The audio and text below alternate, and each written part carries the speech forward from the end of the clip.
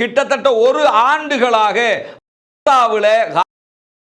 போராளிகளோடு Israel யுத்தம் செய்து வந்தாலும் தற்போது நடக்க போகிற யுத்தம் அந்த போன்று இருக்காது.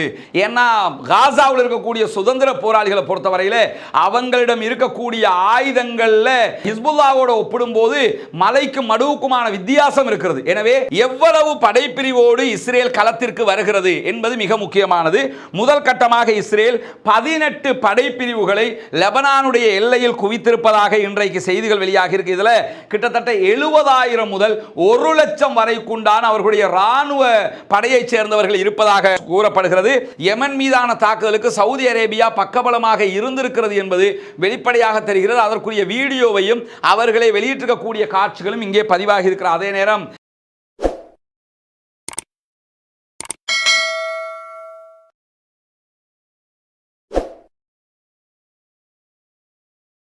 அஸ்ஸலாமு அலைக்கும் வரஹ்மத்துல்லாஹி வபரகாத்துஹு. பேரன்பிற்கினிய சகோதர சகோதரிகளே, நம் அனைவர் மீதும் ஏக இறைவனுடைய அமைதியும் கருணையும் உண்டாகட்டுமாக என்கிற உயரிய பிரார்த்தனைகளோடு 361வது நாளாக காசாவிலும் காசாவையொட்டிய பாலஸ்தீன நிலப்பரப்பிலும் பாலஸ்தீனத்திற்கு ஆதரவாக நின்று போரிட்டுக் கொண்டிருக்கக்கூடிய லெபனானிலும் யமனிலும் என்னவெல்லாம் நடக்கிறது, இஸ்ரேல் என்ன செய்கிறது, அதற்கான பதிலடிகள் போராளிகள் தரப்பிலிருந்து எப்படியெல்லாம் வழங்கப்படுகிறது என்கிற செய்திகளைத்தான் இன்றைய வீடியோவிலும் நாம் பார்க்க இருக்கிறோம்.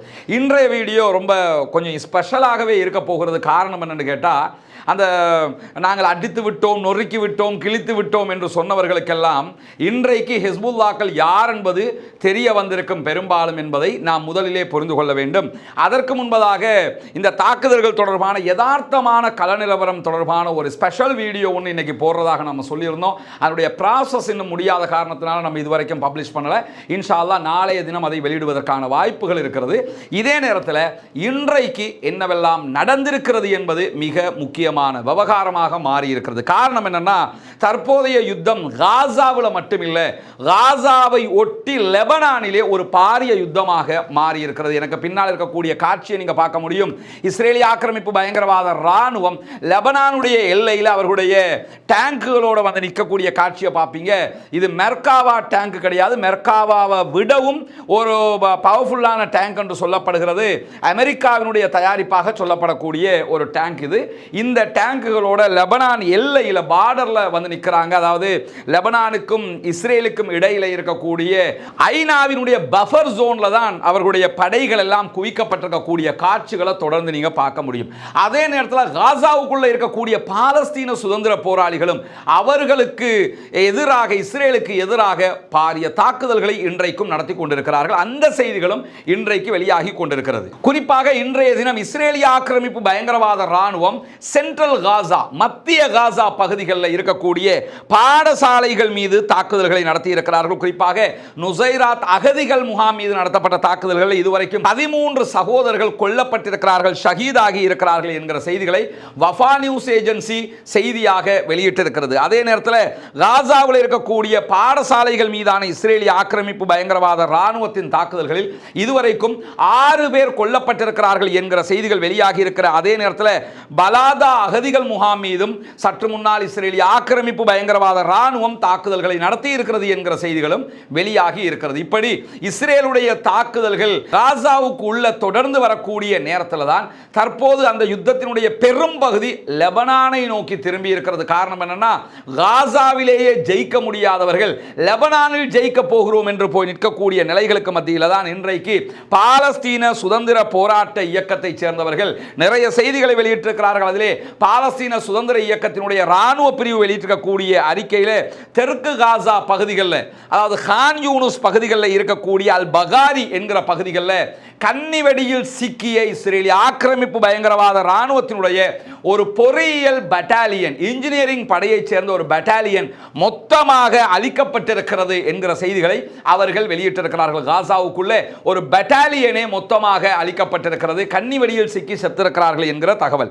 அதே நேரத்தில் சென்ட்ரல் காசா, அதே போன்று சதன் காசா பகுதிகளில் இன்றைக்கு இஸ்ரேலிய ஆக்கிரமிப்பு பயங்கரவாத ராணுவத்திற்கு எதிராக பாலஸ்தீன சுதந்திர போராட்ட இயக்கத்தினுடைய ராணுவ பிரிவு மேலதிக தாக்குதல்களை நடத்தி இருக்கிறது. அந்த தாக்குதல்களில் கான் யூனிஸ் நகருக்கு கிழக்கில் இருக்கக்கூடிய அல் புகாரி என்கிற பகுதிகளில் யாசின் 105 மூலமாக நடத்தப்பட்ட தாக்குதல்களில் 3 மெர்காவா டேங்குகளும் D9 வகையான புல்டோசர்கள் 7 புல்டோசர்களும் அளிக்கப்பட்டிருக்கிறது என்கிற செய்திகளும் இன்றைக்கு பாலஸ்தீன சுதந்திர இயக்கத்தினால் விடுக்கப்பட்டிருக்கக்கூடிய அறிக்கையில் தெரிவிக்கப்பட்டிருக்கிற அதே நேரத்தில் சென்ட்ரல் காசாவில் இருக்கக்கூடிய நெட்சாரிம் காரிடோர் பகுதிகளில் இஸ்ரேலிய ஆக்கிரமிப்பு பயங்கரவாத ராணுவத்திற்கு எதிராக ரஜூம் வகையிலான பாரிய தாக்குதல்களை இன்றைக்கு அவர்கள் நடத்தி கொண்டிருக்கிறார்கள். இப்படி இஸ்ரேலுடைய தாக்குதல்கள் காசாவுக்குள் தொடர்கிற அதே நேரத்தில் விடாமல் தொடர்ந்து இஸ்ரேலிய ஆக்கிரமிப்பு பயங்கரவாத ராணுவத்திற்கு எதிரான தாக்குதல்களையும் அங்கிருக்கக்கூடிய சுதந்திர போராளிகள் நடத்தி கொண்டே வருகிறார்கள். நமக்கெல்லாம் தெரியும், காசாவினுடைய நிலை உண்பதற்கு உணவில்லை, அவர்களுக்கு இருப்பதற்கு இடங்கள் இல்லை, எந்த விதமான மருத்துவ வசதிகளும் இல்லாமல் தத்தளித்துக் கொண்டிருக்கக்கூடிய நேரத்தில் தான் ஒரு வருடத்தை நெருங்கிக் கொண்டிருக்கிறோம்.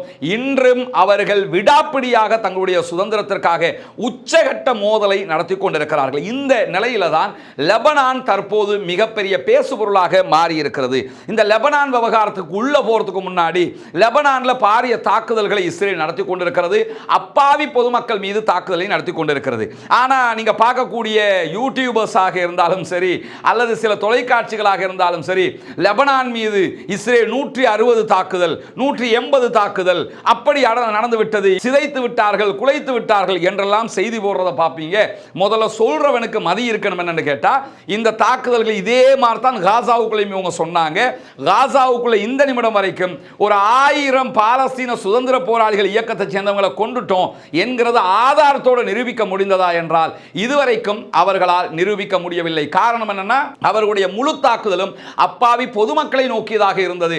அப்பாவி பொதுமக்களை அழிக்கிறார்களே தவிர அவர்கள் எந்த இடத்திலும் அங்கிருக்கக்கூடிய சுதந்திர ராணுவத்தை அழிக்கவில்லை என்பதை நாம் புரிந்து கொள்ள வேண்டும். தலைவர்களை இலக்கு வைத்து தலைவர்களை அழித்து தலைவர்களை நாமல் இழந்து விட்டோமே என்கிற ஒரு உளவியல் அட்டாக் கொடுக்க பார்க்கிறாங்க. அது கூட பாலஸ்தீன மக்களிடத்திலோ லெபனானிய மக்களிடத்திலோ அதையும் எடுபடவில்லை என்பதையும் நாம் புரிந்து கொள்ள வேண்டும். இப்படியான நேரத்தில் தான் லெபனானுக்கு எதிராக தரைப்படை தாக்குதல்களை நாங்கள் ஆரம்பிக்க போகிறோம் என்கிற செய்திகளை இஸ்ரேலிய ஆக்கிரமிப்பு பயங்கரவாத ராணுவம் அறிவித்திருந்த நேரத்தில் இஸ்ரேலிய ஆக்கிரமிப்பு பயங்கரவாத ராணுவத்தினுடைய அந்த படை பிரிவுகள் லெபனானுடைய எல்லையில் இஸ்ரேலுக்கு உள்ளதான். இது லெபனான் இல்லைன்னா இஸ்ரேல் லெபனான் நடுவில் இருக்கக்கூடிய எல்லையை தாண்டிய பின்பகுதிகள் தான் இவருடைய இந்த ராணுவ வெஹிக்கிள்ஸ் நிறுத்தப்பட்டிருக்கக்கூடிய காட்சிகளை நீங்க பார்க்குறீங்க.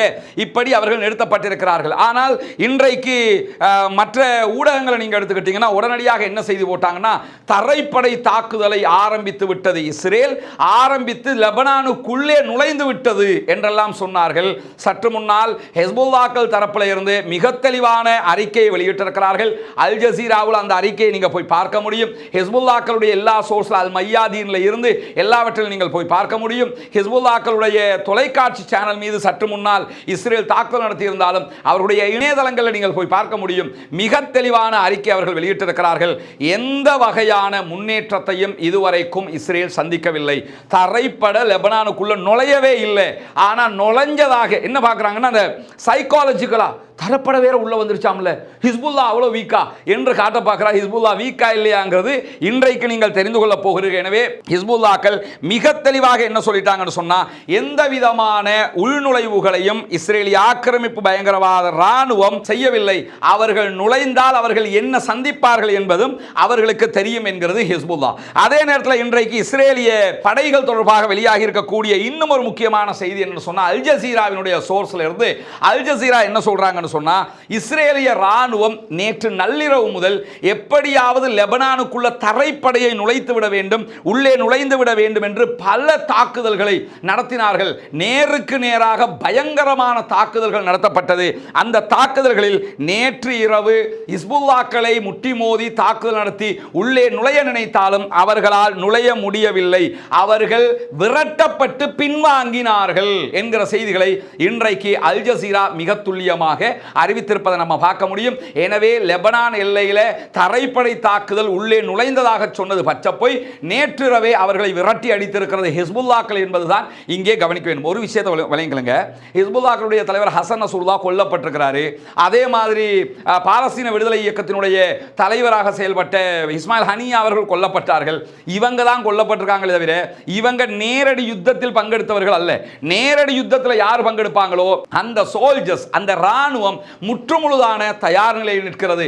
நேற்று இரவு விடிய விடிய இஸ்ரேலிய ஆக்கிரமிப்பு பயங்கரவாத ராணுவத்தினுடைய தரைப்படையை பின்வாங்க வைத்து விரட்டி அடித்திருக்கிறது லெபனானிய போராளி குழுக்கள் என்கிற செய்திகளை நீங்கள் அல் ஜசீராவிலே மிக துல்லியமாக பார்க்க முடியும். அதே நேரத்தில் லெபனான்ல இருந்து வடக்கு இஸ்ரேலை நோக்கி டசன் கணக்கான ஏவுகணை தாக்குதல்கள், ராக்கெட் தாக்குதல்கள் நடத்தப்பட்டு கொண்டிருக்கின்றன என்கிற செய்திகள் வெளியாகி கொண்டிருக்க. குறிப்பாக கடந்த சில மணி நேரங்களில் லெபனான்ல இருந்து வடக்கு இஸ்ரேலை நோக்கி சுமார் 30 ராக்கெட் தாக்குதல்கள் நடத்தப்பட்டிருப்பதாக இஸ்ரேலிய ஆக்கிரமிப்பு பயங்கரவாத ராணுவம் சொல்லிக் கொண்டிருக்கிறது. ஆனா சொல்லிட்டு என்ன சொல்லுவாங்கன்னா, ஒண்ணுமே எங்களை தாக்கலையே, ஒண்ணுமே எங்களுக்கு நடக்கலை என்பாங்க. இன்னைக்கு கொஞ்சம் வீடியோ வெளியாகி இருக்கிறது. அந்த வீடியோக்களை அல் ஜசீராவும் வெளியிட்டிருக்கிறார்கள், மற்றும் பல ஊடகங்களும் வெளியிட்டிருக்கிறது. நமக்கும் அல் ஜசீராவுக்கு கிடைத்த அதே சோர்ஸ்ல இருந்து அந்த வீடியோக்கள் கிடைத்திருக்கிறது. பின்னால் நம்ம ஒளிபரப்பி காட்டும் போது உங்களுக்கு தெரியும் இஸ்ரேலுடைய நிலை எப்படி இருக்கிறது. சொன்னது அத்தனையும் பொய், சொல்லிக் கொண்டிருக்கிறது அத்தனையும் பொய் என்பது தெரியும். அதற்காக நீங்கள் அதை அறிந்து கொள்ள முடியும். அதே நேரத்தில் அப்பர் கலீலி பகுதிகளில் லெபனான் நடத்திய தாக்குதல்கள், லெபனானிய சுதந்திர போராளிகள் நடத்திய தாக்குதல்கள் 15 இஸ்ரேலியர்கள் கொல்லப்பட்டிருக்கிறார்கள் என்கிற செய்திகள் வெளியாகி இருக்கிறது. 15 பேர் கொல்லப்பட்டிருக்கிறாங்கன்னா கண்டிப்பாக அவங்க நூற்றுக்கணக்கானவர்கள் கொல்லப்பட்டிருப்பார்கள். அவர்களால் இப்படித்தான் அவர்களுடைய செய்திகளை வெளியிடுவார்கள் என்பது நமக்கு தெரியும். எது எப்படி போனாலும் இஸ்ரேலுடைய 15 பேர் அப்பர் கலீலில் கொல்லப்பட்டிருக்கிறார்கள் என்கிற செய்திகள் வெளியாகி இருக்கிறது. அதே நேரத்தில் இன்னும் பல பகுதிகளிலும் இஸ்ரேலிய ஆக்கிரமிப்பு பயங்கரவாத ராணுவத்திற்கு எதிரான பாரிய தாக்குதல்களை நடத்தி கொண்டிருக்கிறது ஹிஸ்புல்லாக்கள் என்கிற செய்திகள் இன்றைக்கு துல்லியமாகவே வெளியாகி கொண்டிருக்கிறது. பார்ப்பதற்கு மகிழ்ச்சியை தூண்டும் விதமான தாக்குதல்களாக அவைகள் அமைந்திருப்பதை நாம் பார்க்க முடியும். குறிப்பாக இன்றைக்கு ஹிஸ்புல்லாக்களுக்கும் இஸ்ரேலிய ஆக்கிரமிப்பு பயங்கரவாத ராணுவத்திற்கும் இடையில் கடுமையான போர் நடைபெற்று வருகிறது என்கிறது அல் ஜசீரா. இந்த இஸ்ரேலிய படையெடுப்பை அத்தனை பேரும் எதிர்பார்த்து கொண்டிருந்தார்கள். லெபனானுடைய ஹிஸ்புல்லாக்களே இஸ்ரேல் தங்கள் மீது தாக்குதல் நடத்த வேண்டும் என்று பலமுறை அறிவித்துக் கொண்டிருந்தார்கள். காரணம் என்னென்று சொன்னால், இந்த யுத்தம் அவர்கள் பக்கம் திரும்ப வேண்டும், காசாவுக்கு ஓரளவுக்கு நிம்மதி கிடைக்க வேண்டும் என்பதுதான் அவர்களுடைய தேவையாக இருந்தது. அதே போன்று தற்போது யுத்தம் லெபனான் பக்கம் திரும்பி இருக்கிறது. இப்போ ஒரு விஷயத்தை நம்ம பார்க்கலாம். துள்ளி குதிக்கிறாங்கல்ல இஸ்ரேல், எப்படி தெரியுமா? இஸ்ரேலுக்கு பின்னால் நமக்கு தெரியும் முழு அமெரிக்காவும் நிற்கிறது, ஐரோப்பாவும் நிற்கிறது, அத்தனை பேரும் நிற்கிறார்கள், மாற்று கருத்தே இல்லை. ஹிஸ்புல்லாக்களுடைய தலைவர் ஹசன் நஸ்ருல்லா கொல்லப்பட்டிருக்கிறார். ஹிஸ்புல்லாக்களுடைய ரத்வான் படைப்பிரிவினுடைய தலைவராக செயல்பட்ட ஃபுவாத் ஷுக்கூர் கொல்லப்பட்டார். இதெல்லாம் நடந்திருக்கிறது. ஆனால் ஹிஸ்புல்லாக்களுடைய துணை தலைவர் டிப்யூட்டி லீடர் என்ன சொல்றாருன்னா, எங்களுடைய தலைவர்களை கொன்றுவிட்டோம் என்று, எங்களை அழித்து விடலாம் என்று நீங்கள் நினைக்கிறீர்கள், முடியுமாக இருந்தால் ஒண்டி கொண்டி பார்த்து விடுவோம், வாருங்கள் என்று அழைப்பு விடுத்திருக்கிறார். தரைப்படை தாக்குதலில் நேற்று இரவு விரட்டி அடிக்கப்பட்டிருக்கிறார்கள். அதை தாண்டிய தாக்குதல்கள் தான் இன்றைக்கு நடந்து கொண்டு வரக்கூடிய நேரத்தில் தான் லெபனானில் இருந்து வடக்கு இஸ்ரேலை நோக்கி நூற்றுக்கணக்கான ஏவுகணை தாக்குதல்கள் நடத்தப்பட்டு கொண்டிருக்கிறது. பெய்ரூத்தில் தெற்கு புறநகர் பகுதிகளில் பல வான்வழி தாக்குதல்களை இஸ்ரேல் நடத்தி இருக்கிறது. அதிலே 8 கட்டிடங்கள் தாக்குதலுக்குள்ளாகி இருக்கிறது என்கிறது லெபனானிய அரசாங்கம். லெபனான்ல பொதுமக்கள் இருக்கக்கூடிய ஏரியாவில் இஸ்ரேல் தாக்குதல் நடத்துகிற அதே நேரம் இஸ்ரேலுடைய ராணுவத்தை நோக்கி ஹிஸ்புல்லாக்கள் வீறு கொண்டு எழுந்து வெறிபிடித்து அடித்துக் கொண்டிருக்கிறார்கள் என்பதை நாம் பார்க்க முடியும். குறிப்பாக இன்றைக்கு அல் ஜசீரா வெளியிட்டிருக்கக்கூடிய ஒரு ஸ்பெஷல் ஆர்டிக்கல்ல என்ன சொல்றாங்கன்னு சொன்னா, ஹசன் நஸ்ருல்லாவுடைய படுகொலைக்கு பிறகு ஹிஸ்புல்லாக்கள் தொடர்ந்து ராக்கெட்டுகளையும் ஏவுகணைகளையும் ஏவிக்கொண்டிருக்கிறார்கள். எல்லையிலே இருக்கக்கூடிய ராணுவ நிலைகளையும் பாரிய அளவில் தாக்குதலாக நடத்தி கொண்டிருக்கிறார்கள் என்கிறது அல் ஜசீராவினுடைய சோர்ஸ். அதாவது இந்த இஸ்ரேல் அடிச்சிட்டான், இஸ்ரேல் குதிச்சிட்டான் சொல்றவங்க கொஞ்சம் போய் அல் ஜசீராவையும் பார்த்து, ஆங்கிலத்தில் கூட நீங்க பார்த்துக்கலாம், அரபுல தான் பார்க்கணும்ன்றதில்ல, ஆங்கிலத்தில் கூட நீங்க பார்க்கலாம், வெப்சைட்லேயே நீங்க போய் பார்க்கலாம் அவர்கள் எந்த அளவுக்கு அடி வாங்கி கொண்டிருக்கிறார்கள் என்பதை.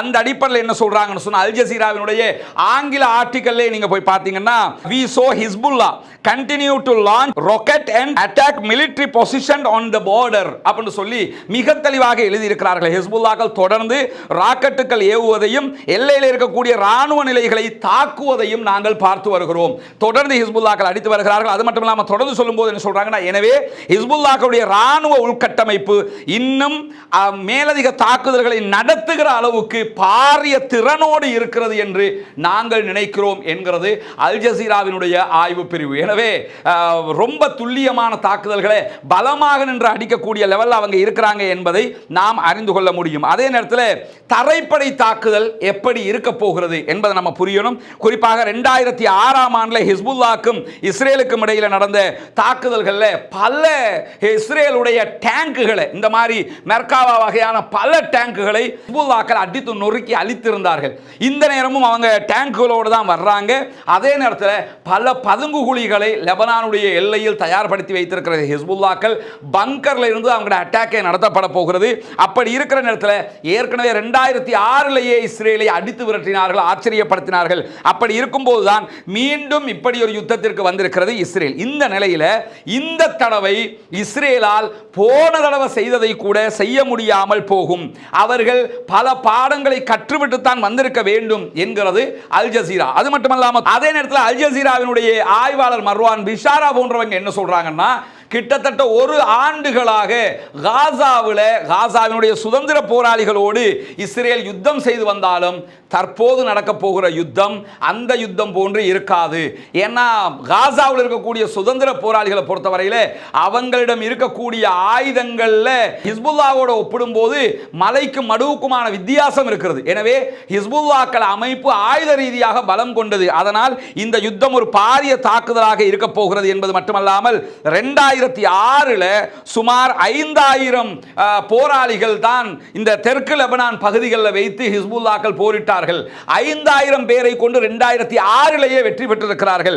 ஆனால் தற்போது அவர்கள் முதல் கட்ட யுத்தத்திற்கே 20,000 தொடக்கம் 30,000 பேரை களமிறக்கி இருக்கிறார்கள். அது மட்டுமல்லாமல் ஆயிரக்கணக்கானவர்களை தங்கள் கைவசம் வைத்துக் கொண்டும் இருக்கிறார்கள். இதிலே அவர்களுடைய சிறப்பு படைப்பிரிவாக இருக்கக்கூடிய ரதுவான் படைப்பிரிவு இருக்கிறது. அது மட்டுமல்லாமல் இந்த ரதுவான் படைப்பிரிவு ஈரானுடைய IRGC-யால டைரக்டாக கைட் பண்ணப்பட்டவங்க. இன்னும் சொல்ல போனால் ரஷ்யாவிலேயும் இவர்களுக்கு பயிற்சி வழங்கப்படுவதாக சொல்லப்படுகிறது. சீன ராணுவத்தினுடைய பயிற்சிகளும் இவர்கள் பெற்றிருப்பதாக சொல்லப்படுகிறது. எல்லாவற்றுக்கும் மேலாக சில ஆய்வாளர்கள் சொல்லும்போது என்ன சொல்றாங்கன்னா, இஸ்ரேலிய ராணுவத்தை விடக்கூட பல கட்டங்களில் உச்சகட்ட பலம் கொண்டவர்கள் இந்த ரதுவான் படைப்பிரிவு. இந்த ரதுவான் படைப்பிரிவு தான் தற்போது எல்லையிலே நிற்கிறார்கள். எல்லையில் நின்று முதல் அணியாக சண்டையிட போகிறார்கள்.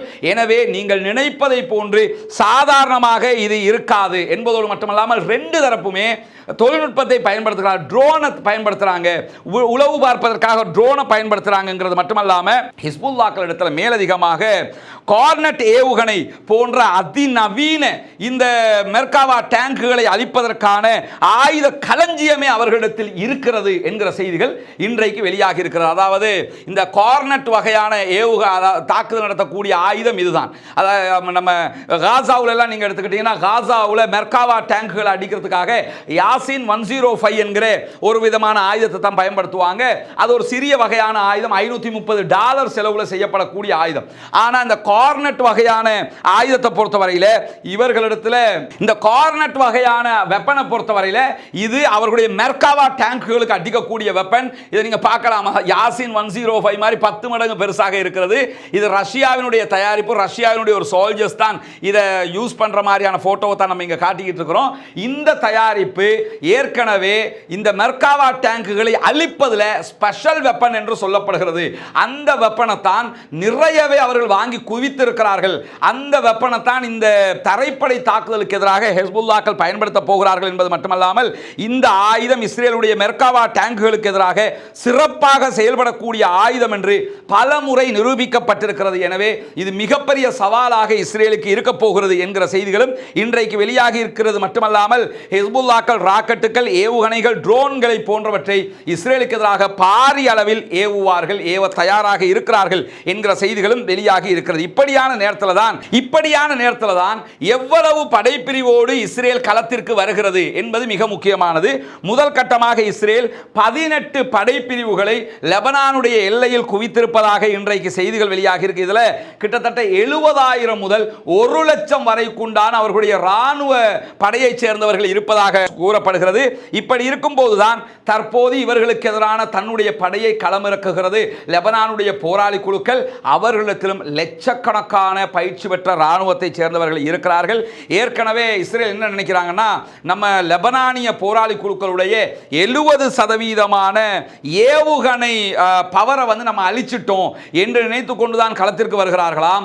ஆனால் அவர்கள் அதை அழிக்கவில்லை, கண்டிப்பாக வாங்கி கட்ட போகிறார்கள் என்கிறது அல் ஜசீராவினுடைய செனட் போன்ற ஆய்வு பிரிவுகள். அது மட்டுமல்லாமல் என்ன விதமான தாக்குதல்கள் நடைபெறுகிறது என்பது மிக முக்கியமானதாக இருக்கிறது. இஸ்ரேலுடைய ராணுவம் வெளியிட்டிருக்கக்கூடிய செய்திகளை முதல்ல நான் சொல்லிடுறேன். லெபனானில் இருந்து ஒரே நேரத்தில் 10 ராக்கெட்டுகள் இஸ்ரேலை நோக்கி ஏவப்பட்டதாக ஒரு செய்தியை வெளியிட்டிருக்கிறார்கள். வடக்கு இஸ்ரேலுடைய மெரோன் பகுதிகளில் இன்றைக்கு பலத்த தாக்குதல்கள் நடத்தப்பட்டதாக இஸ்ரேல் ராணுவமே ஒப்புக்கொண்டிருக்கிறது. இஸ்ரேலிய ராணுவம் வெளியிட்டிருக்கக்கூடிய அறிக்கையில் லெபனானில் இருந்து ஒரே நேரத்தில் 3க்கும் மேற்பட்ட ராக்கெட் தாக்குதல்கள் வடக்கை நோக்கி ஏவப்பட்டது என்று சொல்லியிருக்கிறார்கள். டெல் அவீவ் பகுதிகளில் வெடிப்பு சம்பவம் பதிவாகி இருக்கிறது என்கிறது இஸ்ரேலிய ஆக்கிரமிப்பு பயங்கரவாத ராணுவம் ஒரு அட்டாக் நடந்திருக்குது போகிற போக்கில் அவங்க சொல்லியிருக்கிறாங்க. இஸ்ரேலுடைய சேனல் 20 கருத்து பிரகாரம் டெல் அவீவ் பகுதிகளில் இந்த தாக்குதல் நடத்தப்பட்டிருக்கிறது என்பதையும் நாம் அவதானிக்க முடியும். ஆனால் ஹிஸ்புல்லாக்கள் இது தொடர்பாக என்ன சொல்கிறார்கள் என்று பார்த்தீங்கன்னு சொன்னா, நள்ளிரவுல இருந்து வடக்கு இஸ்ரேல் மீது ராக்கெட்டுகளை சரமாரியாக வீசிக் கொண்டிருக்கிறது ஹிஸ்புல்லாக்கள். குறிப்பாக இஸ்ரேலிய படைகள் இஸ்ரேலிய குடியேற்றங்களுக்கு எதிராகவே தாக்குதல் நடத்த ஆரம்பித்திருக்கிறார்கள். 12 தனித்தனி தாக்குதல்களை நடத்தியதாக ஹிஸ்புல்லாக்கள் சொல்லுகிறார்கள். 30-40 என்று ஏவுகணைகளை மொத்தமாக 12 தடவைகள் ஏவி இருப்பதாக அவர்கள் சொல்லுகிறார்கள். தெற்கு பகுதிகளில் மட்டுமல்லாமல் பெகா பள்ளத்தாக்கிலும் ஹிஸ்புல்லாக்களுடைய உட்கட்டமைப்பை நோக்கி இஸ்ரேல் தாக்குதல் நடத்த நினைத்தாலும் அதற்கு எதிராக ஹிஸ்புல்லாக்கள் பாரிய தாக்குதல்களை நடத்தி இருக்கிறார்கள். மெட்டுல்லா பகுதிகளில் இஸ்ரேலிய ராணுவத்திற்கு எதிராக ஹிஸ்புல்லாக்கள் பீரங்கி தாக்குதல்களை பாரிய அளவில் நடத்தி கொண்டிருக்கிறார்கள். இந்த செய்திகள் எல்லாம் அப்டேட்டை நீங்க இந்த ட்விட்டர்ல போய் பார்த்தாலே ஒவ்வொரு நேரமும் இந்த அப்டேட் வந்து கொண்டிருக்கிறதை நீங்க பார்க்க முடியும். அதே மாதிரி இன்றைக்கு மெட்டுல்லாவில் எல்லைகளுக்கு அப்பால் இருக்கக்கூடிய இஸ்ரேலிய ராணுவத்தை நோக்கி பீரங்கி தாக்குதல்கள் படுபயங்கரமாக நடத்தப்பட்டு கொண்டிருக்கிறது.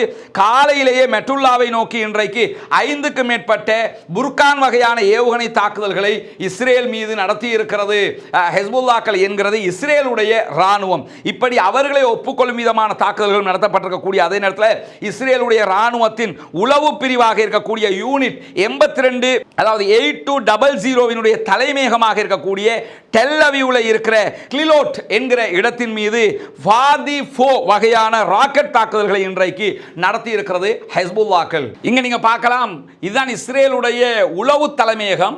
அந்த உளவு தலைமையகத்தின் மீது அதாவது இந்த யூனிட் 8200 அவர்களுடைய ஹேக் பண்ணக்கூடிய சைபர் தொடர்பான ஒரு முக்கியமான யூனிட் இது. அந்த படை தலைமையகத்தை இன்றைக்கு அழித்து நொறுக்கி இருக்கிறது ஹிஸ்புல்லாக்கள். அதனுடைய காட்சிகள் தான் இன்றைக்கு வெளியாகி இருக்கிறது. அல் ஜசீரா உள்ளிட்ட பல ஊடகங்களும் இந்த காட்சிகளை வெளியிட்டிருப்பதை பார்க்க முடியும். அருகில் சென்று எவ்வளவு தாக்குதல் நடத்தப்பட்டிருக்குங்கிறது நமக்கு அறிய முடியல. ஆனால் தூரத்திலிருந்து எடுக்கப்பட்ட வீடியோக்களில் தெளிவாக தெரிகிறது. அவர்கள் அந்த கட்டிடத்தை அந்த ஃபாதி ஃபோ என்கிற வகையான ராக்கெட் மூலமாக அழித்திருக்கிறார்கள். அதே நேரத்தில் டெல் அவீவினுடைய புறநகர் பகுதியில் அமைந்திருக்கக்கூடிய மொசாதுடைய தலைமையகத்தின் மீதும் இன்றைக்கு அவர்கள் தாக்கல் நடத்தி இருக்கிறார்கள். அந்த வீடியோக்களை எல்லாம் நம்ம பின்னாடி பார்ப்போம். அதே போன்று ராசல் நகூரா கடற்படை தளத்திற்கு கிழக்கே இஸ்ரேலிய படைகள் மீது இன்றைக்கு பாரிய ராக்கெட் தாக்குதல்களை நடத்தி இருக்கிறோம் என்கிறது ஹிஸ்புல்லாக்களுடைய படைப்பிரிவு. இன்றைக்கு அவர்கள் நடத்தி இருக்கக்கூடிய தாக்குதல்களுடைய பல வீடியோக்கள் இன்றைக்கு வெளியாக இருக்கிறது. நீங்க பார்க்கலாம், இங்க நீங்க பார்க்கலாம் அவர்களுடைய மொசாதுடைய தலைமையகத்தின் மீது தாக்குதல் நடத்தி இருக்கிறார்கள். அந்த வீடியோக்கள் தான் இதிலே காட்சிப்படுத்தப்படுகிறது. இப்படி இன்றைக்கு பாரிய தாக்குதல்களை இஸ்ரேலை நோக்கி நடத்துகிறார்கள். மொசாத் தலைமையகத்தின் மீதான தாக்குதலுடைய காட்சிகள் வெளியாகி இருப்பதை எல்லாம் நம்ம பார்க்க முடிகிறது. இப்படி பலவிதமான ராக்கெட் தாக்குதல்களும் இஸ்ரேலுக்கு உள்ளேயே துல்லியமாக நடத்தி கொண்டிருக்கிறது ஹிஸ்புல்லாக்கள். இங்க நீங்க பார்க்கலாம் இஸ்ரேலுடைய பகுதிகள் தீப்பிடித்து எரியக்கூடிய காட்சிகள், அழிந்து தொங்கக்கூடிய காட்சிகள் இதிலே பதிவாகி இருக்கிறது. அவ்வளவு படுபயங்கரமான தாக்குதல்களை ஹெஸ்புல்லாக்கள் தொடர்ந்து இஸ்ரேலை நோக்கி நடத்தி வருகிறார்கள். அவர்கள் இந்த உண்மைகளை மறைக்க நினைத்தாலும் அதை தாண்டி வெளியாகி கொண்டிருக்கிறது என்பதை நாம் இங்கே அவதானிக்க முடியும். இங்கே நீங்க பார்க்கலாம் அவர்கள் மீதான தாக்குதல்கள் நடத்தப்படுகிற காட்சிகள் தான் இங்கே பதிவாகி இருக்கிறது. அதிலும் குறிப்பாக இந்த காட்சியை நீங்க பார்க்க முடியும். அவர்களுடைய ஆட்கள் எவ்வளவு பாதிக்கப்படுகிறார்கள் என்பதற்கான காட்சிகள் இங்கே பதிவாகி இருக்கிறது. பிரஸ் டிவி வெளியிட்டிருக்கக்கூடிய வீடியோ இது. ஆனால் இதை அவர்களுடைய தரப்பில் இருந்து மொபைல் போன்ல வெளியிட்டிருக்கக்கூடிய வீடியோ. இதை அல் ஜசீராவும் இன்றைக்கு வெளியிட்டிருக்கிறார்கள். இப்படியான நேரத்தில் தான் நமக்கு தெரியும் திடீர்னு சண்டே நைட்டு யமன்ல இருக்கக்கூடிய ஹொதைதா துறைமுகத்தின் மீது இஸ்ரேலிய ஆக்கிரமிப்பு பயங்கரவாத ராணுவம் F-35 விமானங்கள் மூலமாக மீண்டும் தாக்குதலை நடத்தி இருந்தார்கள். அப்படி தாக்குதல் நடத்திட்டா யமன்ல இருக்கிறவங்க தாக்க மாட்டாங்க நினைச்சாங்க. ஆனா இன்றைக்கு மீண்டும் அவர்கள் உச்சகட்ட தாக்குதலை நடத்தி கொண்டிருக்கிறார்கள். குறிப்பாக பிரித்தானியாவுடைய கடற்படை பாதுகாப்பு பிரிவு வெளியிட்டிருக்கக்கூடிய அறிக்கையில் என்ன சொல்றாங்கன்னா, ஹுதைதா கடற்கரையில இருந்து 64 நாட்டிக்கல் கடல் மைல் தூரத்தில் இருக்கக்கூடிய 188 கிலோமீட்டர் தூரத்தில் இருந்த கப்பல் மீது இன்றைக்கு பாரிய தாக்குதலை நடத்தி இருக்கிறது யமனுடைய படைப்பிரிவு. அதிலும் குறிப்பாக 8க்கு மேற்பட்ட பாலிஸ்டிக் ஏவுகணை தாக்குதலை நடத்தி இருக்கிறார்கள். கப்பலில் இருந்தவங்க உயிரோடு மீட்கப்பட்டிருப்பதாக சொல்லப்படுகிறது. கப்பலுக்கு பாரிய சேதங்கள் ஏற்பட்டிருப்பதாகவும் செய்திகள் வெளியாகி கொண்டிருப்பதை நாம் அவதானிக்க முடியும். அதே நேரத்தில் அந்த கப்பல் ஒரு எண்ணெய் டேங்கர் என்று சொல்லப்படுகிறது. கப்பலுக்கு ஏற்பட்டிருக்கக்கூடிய பாதிப்புகளில் கப்பல் மூழ்க ஆரம்பித்தால் கடலிலே இயற்கை வளம் பாரிய அளவில் பாதிக்கப்பட வாய்ப்பு இருப்பதாகவும் இன்றைக்கு செய்திகள் வெளியாகி கொண்டிருக்கிறது. ஏன்னா 8 பாலிஸ்டிக் ஏவுகணைகள் அட்டாக்ங்கிறது சாதாரணமானது கிடையாது. அதை தாண்டி குரூஸ் வகையான ஏவுகணை தாக்குதல்களும் ஒரு ஆளில்லா விமான தாக்குதல்களும் நடத்தப்பட்டிருப்பதாக சொல்லப்படுகிறது. இந்த ஆளில்லா விமான தாக்குதல் விமான தாக்குதல் கிடையாது, போட். அது ஆள் இருக்காது. ஆள் இல்லாத போட் அனுப்பி என்ன செய்வாங்கன்னா கப்பல் மேல ஹிட் பண்ண வைப்பாங்க, ஹிட் பண்ணி அழிப்பாங்க. அப்படியான தாக்குதல்களும் இன்றைக்கு பாரிய அளவில் அவங்க நடத்தி இருக்கிறாங்க. அதே மாதிரி ரோஷ்பினா என்கிற இஸ்ரேலிய குடியேற்றத்துக்கு அருகில் இஸ்ரேலிய ராணுவம் கூடியிருந்த இடத்தின் மீது ஹெஸ்புல்லாக்கள் பாரிய தாக்குதல்களை ராக்கெட்டுகளால் நடத்தி இருக்கிறார்கள். அதே போன்று ஆக்கிரமிக்கப்பட்ட பாலஸ்தீன பகுதிகளாக இருக்கக்கூடிய இஸ்ரேலை நோக்கி நூற்றுக்கணக்கான ஏவுகணை தாக்குதல்களை மீண்டும் மீண்டும் ஹிஸ்புல்லாக்கள் ஏவிக்கொண்டே இருக்கிறார்கள் என்கிற செய்திகள் வெளிவந்து கொண்டிருக்க அதே நேரத்தில் டெல் அவீவ் நோக்கியும் ஈலாதை நோக்கியும் ராணுவ தளங்களை நோக்கி ட்ரோன்கள் மூலமான பாரிய தாக்குதல்களை நாங்கள் நடத்தி இருக்கிறோம் என்கிறார் யஹியா சாரி. யமன்ல இருந்து இன்றைக்கு மீண்டும் டெல் அவீவ் நோக்கி தாக்குதல் நடத்தப்பட்டிருக்கிறது. ஈரான் துறைமுகம் நோக்கி தாக்குதல் நடத்தப்பட்டிருக்கிறது. பலிக்கு பலி தாக்குதலை நடத்தி கொண்டிருக்கிறார்கள் யமன்ல இருக்கக்கூடிய போராளி குழுக்கள். அதிலும் குறிப்பாக நமக்கு தெரியும் ஞாயிற்றுக்கிழமை பென்குரியன் விமான நிலையத்தின் மீது அவர்கள் தாக்குதலை நடத்தியிருந்தார்கள். அந்த வகையான தாக்குதல்கள் தான் இன்றைக்கும் நடத்தப்படுகிறது. அதே போன்று டெல் அவீவ்ல இருக்கக்கூடிய ஜாஃபா பகுதிகளில் இஸ்ரேலிய ராணுவத்தினுடைய ராணுவ இலக்கை நோக்கி நடத்தப்பட்ட தாக்குதல்கள் வெற்றிகரமாக நிறைவேறி இருக்கிறது என்று சொல்கிறார் யஹியா சாரி. அந்த தகவல்களும் இன்றைக்கு வெளியாகி இருக்கிறது. ஈலாதை நோக்கி 4 ஆளில்லா விமான தாக்குதல்களை நடத்தி இருக்கிறோம் என்றும் அவர்கள் உரிமை கோரி இருக்கிறார்கள். இஸ்ரேல் வெளியிட்டிருக்கக்கூடிய வீடியோ. இந்த வீடியோவில் சொல்லக்கூடிய தகவலை என்னன்னு சொன்னா, யமனுக்கு சென்று இஸ்ரேலிய ஆக்கிரமிப்பு பயங்கரவாத ராணுவம் தாக்குதல் நடத்துகிற நேரத்தில் போகிற வழியில் அவர்களுடைய போர் விமானங்கள் சவுதி அரேபியாவுடைய ஹமீதா விமான நிலையத்துக்கு சென்று அங்குதான் ஃபியூல் விமானத்துக்கு தேவையான எரிபொருட்களை ஏற்றிக்கொண்டு பயணித்திருக்கிறார்கள். அதற்குரிய வீடியோ ஆதாரத்தையும் அவர்கள் வெளியிட்டிருக்கிறார்கள். இதை பார்க்கும்போது நமக்கு என்ன தோணுதுன்னு கேட்டா, இவ்வளவு நாளாக இஸ்ரேல் மீதான தாக்குதலை பற்றி ஈரான் யோசித்துக் கொண்டிருப்பதில் ஒரு நியாயம் இருக்கிறது. காரணம் என்னன்னா, யமன் மேல தாக்குதல் நடத்த போறான், போகும்போது சவுதி அரேபியாவினுடைய ஏர்போர்ட்ல போய் தேவையான ஃபியூலை ஏற்றிட்டு போறான்னா யாரை தாக்குறதுக்கு யார் இடம் கொடுக்கிறதுங்கிற கேள்வி எழுதுறா இல்லையா? சவுதி அரேபியாவினுடைய வான்பரப்புல போய் தான் யமன் மீது தாக்குதல் நடத்தி இருக்கிறாங்க. சவுதி அரேபியாவினுடைய வான்பரப்புல பறக்கிறதுக்கு சவுதி அனுமதி கொடுத்தது முதல் தவறு. இரண்டாவது, அவர்களுடைய ஏர்போர்ட்ல இறங்கி தேவையான ஃபியூல் அவங்க ஃபில் பண்ணி இருக்கிறாங்க, ஃபில் பண்ணி திரும்ப அட்டாக் பண்ணி இருக்கிறாங்க. எனவே யமன் மீதான தாக்குதலுக்கு சவுதி அரேபியா பக்கபலமாக இருந்திருக்கிறது என்பது வெளிப்படையாக தெரிகிறது. அதற்குரிய வீடியோவையும் அவர்களை வெளியிட்டிருக்கக்கூடிய காட்சிகளும் இங்கே பதிவாகி இருக்கிற அதே நேரம் இந்த ஹசன் நஸ்ருல்லா கொல்லப்பட்டதற்கு பிறகு பல நாடுகளும் கண்டனங்களை எல்லாம் தெரிவித்த காட்சியில் பார்த்திருப்பீங்க. நீங்க சவுதி அரேபியா உள்ளிட்ட அரபு நாடுகள் வெளியிட்டிருக்கக்கூடிய அறிக்கைகளை நீங்க எடுத்து பாருங்க. எந்த இடத்திலும் ஹசன் நஸ்ருல்லா சம்பந்தமாக ஒரு வார்த்தையை கூட அவர்கள் பேசி இருக்க மாட்டார்கள். என்னன்னா, இஸ்ரேல் என்ன அநியாயம் பண்ணாலும் பரவாயில்லை, ஹசன் நஸ்ருல்லா கொல்லப்பட்டது நல்லதுதான் என்கிற விதமாக அவர்கள் யோசிப்பதுதான் இந்த இடத்தில் இருக்கக்கூடிய பாரிய பிழையாக இருக்கிறது. காரணம் என்னன்னா, இந்த இடம் ஷியாவா சன்னியா என்று பார்க்கிற இடம் அல்ல. இந்த இடம் காசா வெல்ல வேண்டும், பாலஸ்தீன மக்கள் பாதுகாக்கப்பட வேண்டும், லெபனானிய அப்பாவிகள் பாதுகாக்கப்பட வேண்டும், அங்கு அழிகிற அத்தனை பேருமே உயிர்கள், அந்த உயிர்கள் காவு கொள்ளப்படக்கூடாது என்பதுதான் அனைவருடைய எண்ணமாக இருக்கிறது. ஆனால் இந்த வீடியோ பார்க்கும்போது எனக்கே ஆச்சரியமாக இருந்தது. சவுதி அரேபியா இப்படி ஒரு கேவலமான காரியத்திற்கு துணை போகிறதா? யமன்ல போய் அவங்க அட்டாக், யமனுக்கும் சவுதிக்கும் சண்டை இருக்குதுங்கிறது வேற. ஆனா யமன் தற்போது ரெட் சீல இந்த தாக்குதல்களை நடத்துவதும் இஸ்ரேல் மீது அவர்கள் தாக்குதல் நடத்தி கொண்டிருக்கும் போது யமனுக்கு தாக்குவதற்கு சவுதி அரேபியா தன்னுடைய விமான நிலையத்தில் ஃபியூல் ஏற்றிக் கொள்வதற்கு இடம் கொடுத்தது என்பது ஏற்றுக்கொள்ள முடியாத ஒரு கவலையான ஒரு சம்பவமாக மாறி நிற்கிறது. இந்த மாதிரியான துரோகங்களால் தான் பல யுத்தங்கள் நாம் தோற்றிருக்கிறோம். குறிப்பாக இத்தனை ஆண்டுகால பாலஸ்தீன போராட்டத்தினுடைய பின்னடைவுக்கும் இந்த துரோகங்கள் காரணமாக இருக்கிறது. எனவே இவைகள் எல்லாம் தவிர்க்கப்படுகிற போது கண்டிப்பாக பாலஸ்தீன சுதந்திர பூமி வெற்றி பெறுவது என்பது மிக சுலபமானதாக மாறிவிடும். எது எப்படி போனாலும் நம்மை பொறுத்தவரையில் பாலஸ்தீனத்திற்காக ஹெஸ்புல்லாக்கள் போராடி கொண்டிருக்கிறார்கள். அந்த வகையில் அவர்களுடைய போராட்டத்தை நாம் ஆதரித்துக் கொண்டிருக்கிறோம். மற்ற விதமாக அவருடைய கொள்கை கோட்பாடுகளுக்கும் நமக்கும் இடையில் 100க்கு 100 வித்தியாசங்கள் இருக்கிறது என்பதும் அத்தனை பேரும் அறிந்து கொண்ட ஒன்றுதான். இந்த இடம் என்பது உயிர் வாழ்வதற்கான போராட்டமாக இருக்கிறது. எனவே அதை புரிந்து கொண்டுதான் அவர்களுடைய விவகாரத்தில் நாம் கவனம் செலுத்த வேண்டும். எனவே ஹசன் நஸ்ருல்லா கொல்லப்பட்டதாக இருந்தாலும் சரி, இவர்களுடைய தாக்குதல்களாக இருந்தாலும் சரி, இது அத்தனையுமே கண்டிக்கப்படக்கூடியது. அதே நேரத்தில் சவுதி அரேபியாவினுடைய இது போன்ற கேவலமான நடத்தைகளும் கண்டனத்துக்குரியது என்பதையும் இந்த இடத்திலே பதிவு செய்து கொள்கிறார். அதே நேரத்தில் பாலஸ்தீனம் வெற்றி பெற வேண்டும், பாலஸ்தீனம் சுதந்திரம் அடைய வேண்டும், பாலஸ்தீன பெருபூமி சுதந்திர பெருபூமியாக மாற வேண்டும் என்று அல்லாஹ்விடத்திலே பிரார்த்தனை செய்ய மறந்து விடாதீர்கள்.